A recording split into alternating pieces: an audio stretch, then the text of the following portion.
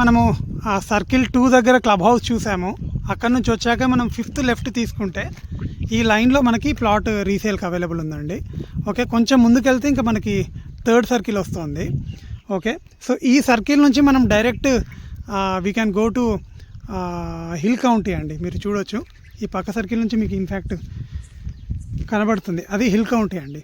Okay, అది JB వాళ్ళు కొత్తగా చేసే వెంచర్. మనకి ఈ లైన్లో ఈస్ట్ ఫేసింగ్ ఒకటి మనకి 600 స్క్వేర్ యార్డ్స్ 2 ప్లాట్స్ అవైలబుల్ ఉన్నాయి. ఈస్ట్ ఫేసింగ్ వస్తుందండి.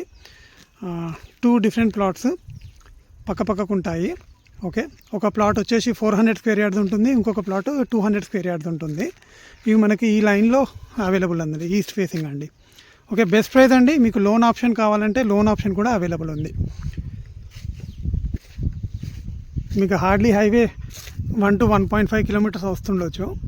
ఓకే, ఇది హెచ్ఎండిఏ ఫైనల్ అప్రూవ్డ్ లేఅవుట్. మనకి వెనకాల చూస్తే ఒక ప్లాట్కి అయితే కొంచెం టెంట్ వేసారు, ఏమైనా కన్స్ట్రక్షన్ చేస్తారేమో తెలియదు. ఓకే, ఈ ప్లాట్కి దగ్గరలోనే అవుతుంది.